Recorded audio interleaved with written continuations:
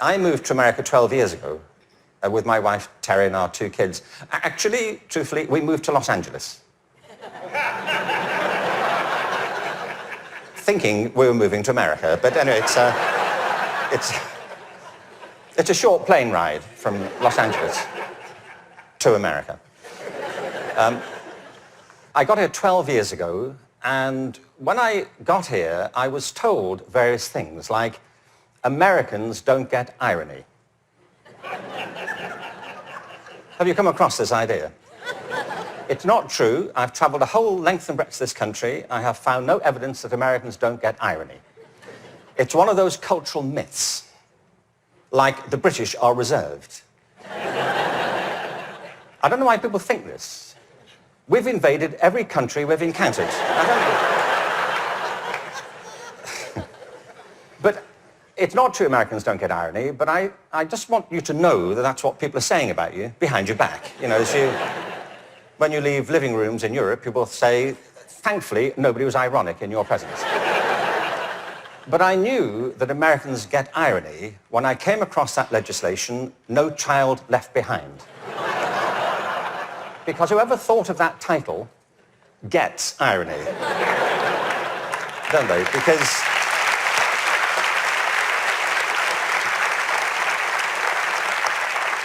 Because it's leaving millions of children behind. Now, I can see that's not a very attractive name for legislation. Millions of children left behind. I can see that. What's the plan? Well, we propose to leave millions of children behind, and here's how it's going to work. And it's working beautifully. In some parts of the country, 60% of kids drop out of high school.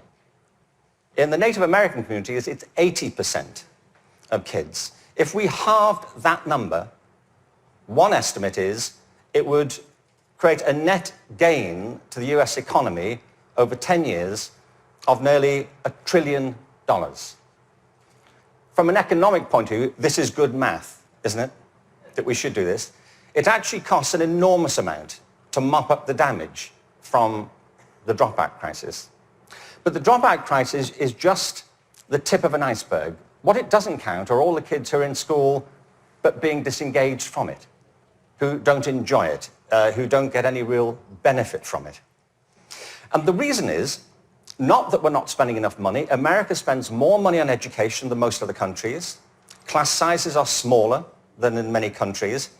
And there are hundreds of initiatives every year to try and improve education. The trouble is, it's all going in the wrong direction. There are 3 principles on which human life flourishes, and they are contradicted by the culture of education under which most teachers have to labor and most students have to endure. The first is this, that human beings are naturally different and diverse. Can I ask you, how many of you have got children of your own? Okay. Or grandchildren? How about 2 children or more? Right. And the rest of you have seen such children? Small people wandering about. I will make you a bet, and I'm confident I will win the bet. If you've got 2 children or more, I bet you they are completely different from each other, aren't they?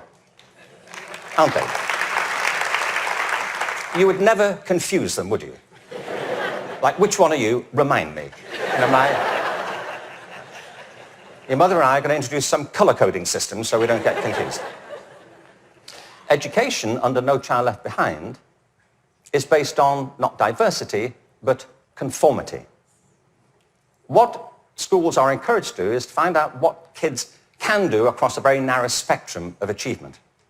One of the effects of No Child Left Behind has been to narrow the focus onto the so-called STEM disciplines. They're very important. I'm not here to argue against science and math. On the contrary, they're necessary, but they're not sufficient. A real education has to give equal weight to the arts, the humanities, to physical education. An awful lot of kids... Sorry, thank you.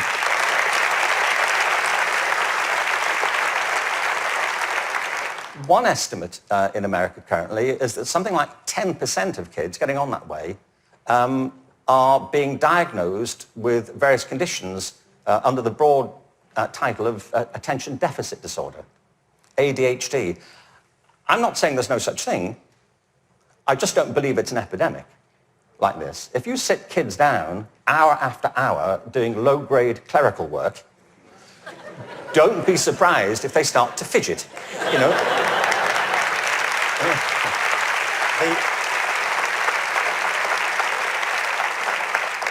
Children are not, for the most part, suffering from a psychological condition. They're suffering from childhood, you know,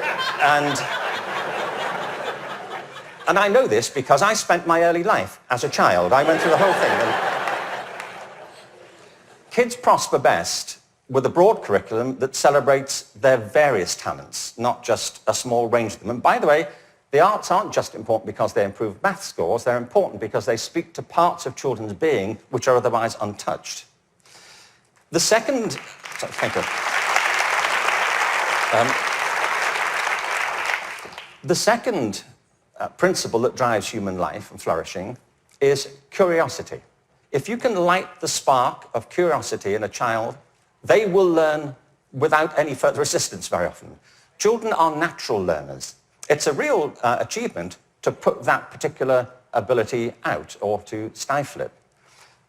Curiosity is the kind of engine of achievement. Now, the reason I say this is because one of the effects of the current culture here, if I can say so, has been to deprofessionalize teachers. There is no system in the world or any school in the country that's better than its teachers. Teachers are the lifeblood of the success of schools. But teaching is a creative profession. Teaching properly conceived is not a delivery system. You know, you're not there just to pass on received information. Great teachers do that. But what great teachers also do is mentor, stimulate, provoke, engage. You see, in the end, education is about learning. If there's no learning going on, there's no education going on. And people can spend an awful lot of time discussing education without ever discussing learning. The whole point of education is to get people to learn. A friend of mine, an old friend, actually very old, he's dead.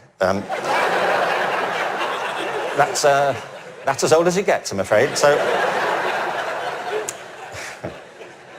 but a wonderful guy, he was, a wonderful philosopher. He used to talk about the difference between the task and achievement senses of verbs. You know, you can be engaged in the activity of something, but not really be achieving it. It's like dieting. It's a very good example, you know. There he is, he's dieting. Is he losing any weight? Not really. Teaching is a word like that. You can say, there's Deborah, she's in room 34, she's teaching. But if nobody's learning anything, she may be engaged in the task of teaching, but not actually fulfilling it. The role of a teacher is to facilitate learning. That's it. And part of the problem is, I think, that the culture of, the dominant culture of education has come to focus on not teaching and learning, but testing. Now, testing is important. Standardized tests have a place.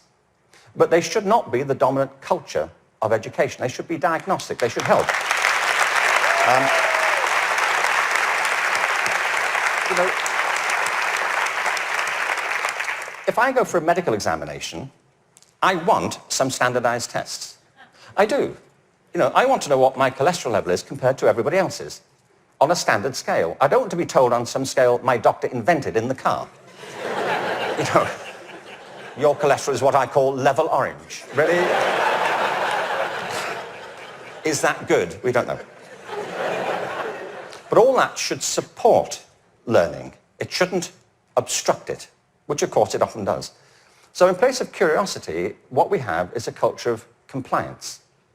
Our children and teachers are encouraged to follow kind of routine algorithms rather than to excite that power of imagination and curiosity.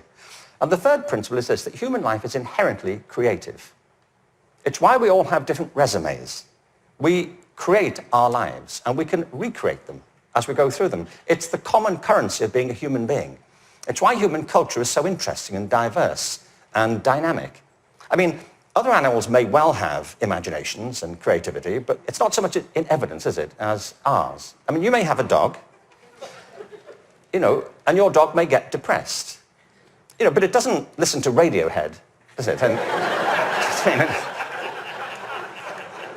sit staring out the window with a bottle of Jack Daniels. And you say, would you like to come for a walk? He said, no, I'm fine. No. You go. I'll wait. I'll go. But take pictures. We all create our own lives through this restless process of imagining alternatives and possibilities. And one of the roles of education is to awaken and develop these powers of creativity. Instead, what we have is a culture of standardization. Now, it doesn't have to be that way. It really doesn't. Finland regularly comes out top in maths, science, and reading. Now, we only know that's what they do well at because that's all that's being tested currently. That's one of the problems of the tests. They don't look for other things that matter just as much. The thing about work in Finland is this. They don't obsess about those disciplines. They have a very broad approach to education, which includes humanities, physical education, the arts. Second, there is no standardized testing in Finland. I mean, there's a bit, but it's not what gets people up in the morning. It's not what keeps them at their desks. And the third thing is I was at a meeting recently with some people from Finland, actual Finnish people, and so somebody from the American system was saying to the people in Finland, what do you do about the dropout rate in Finland? And they all looked a bit bemused and said, well, we don't have one. Why would you drop out? If people are in trouble, we get them quite quickly and help them and we support them. Now, people always say, well, you can't compare Finland to America. No, I think there's a population of around 5 million in Finland. But you can compare it to a state in America. Many states in America have fewer people in them than that. I mean, I've been to some states in America and I was the only person there. Really. Really, I was asked to lock up when I left. But what all the high-performing systems in the world do is currently what is not evident, sadly, across the systems in America. I mean, as a whole. One is this. They individualize teaching and learning. They recognize that it's students who are learning, and the system has to engage them, their curiosity, their individuality, and their creativity. That's how you get them to learn. The second is that they attribute a very high status to the teaching profession. They recognize that you can't improve education if you don't pick great people to teach and if you don't keep giving them constant support and professional development. Investing in professional development is not a cost, it's an investment.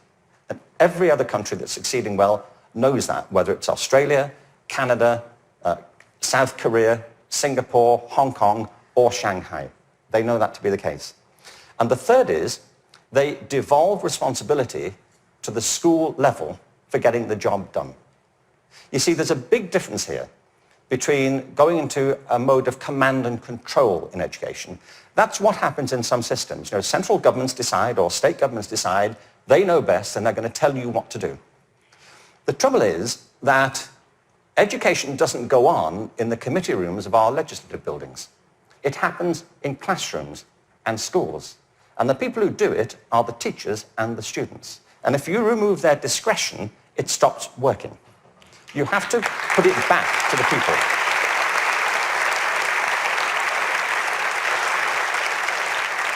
There's wonderful work happening in this country. But I have to say, it's happening in spite of the dominant culture of education, not because of it. It's like people are sailing into a headwind all the time. And the reason I think is this, that many of the current policies are based on mechanistic conceptions of education. It's like education is an industrial process that can be improved just by having better data. And somewhere in, I think, the back of the mind of some policymakers is this idea that if we fine-tune it well enough, if we just get it right, it'll all hum along perfectly into the future. It won't, and it never did. The point is that education is not a mechanical system, it's a human system. It's about people. People who either do want to learn or don't want to learn. Every student who drops out of school has a reason for it, which is rooted in their own biography. They may find it boring, They may find it irrelevant.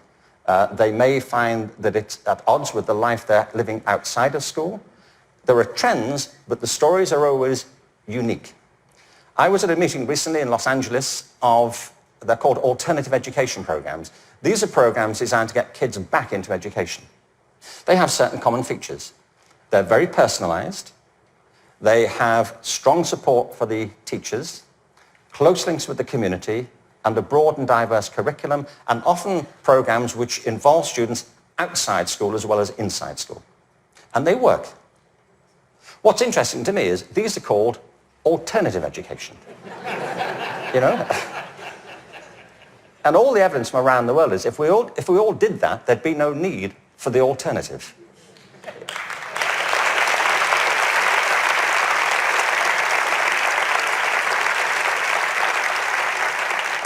So I think we have to embrace a different metaphor. We have to recognize that it's a human system and there are conditions under which people thrive and conditions under which they don't. We are, after all, organic creatures. And the culture of the school is absolutely essential. Culture is an organic term, isn't it? Not far from where I live is a place called Death Valley. Death Valley is the hottest, driest place in America, and nothing grows there. Nothing grows there because it doesn't rain, hence Death Valley. In the winter of 2004, it rained in Death Valley. 7 inches of rain fell over a very short period. And in the spring of 2005, there was a phenomenon. The whole floor of Death Valley was carpeted in flowers for a while. What it proved is this, that Death Valley isn't dead. It's dormant. Right beneath the surface are these seeds of possibility, waiting for the right conditions to come about. And with organic systems, if the conditions are right, life is inevitable. It happens all the time. You take an area, a school, a district, you change the conditions, give people a different sense of possibility, a different set of expectations, a broader range of opportunities. You cherish and value the relationships between teachers and learners. You offer people the discretion to be creative and to innovate in what they do. And schools that were once bereft spring to life. Great leaders know that. The real role of leadership in education, and I think it's true at the national level, the state level, at the school level, is not and should not be command and control. The real role of leadership is climate control, creating a climate of possibility. And if you do that, people will rise to it and achieve things that you completely did not anticipate and couldn't have expected. There's a wonderful quote from Benjamin Franklin. There are 3 sorts of people in the world. Those who are immovable, people who don't get it, they don't want to get it, they're not going to do anything about it. There are people who are movable, people who see the need for change and are prepared to listen to it. And there are people who move, people who make things happen. And if we can encourage more people, that will be a movement. And if the movement is strong enough, that's, in the best sense of the word, a revolution. And that's what we need. Thank you very much.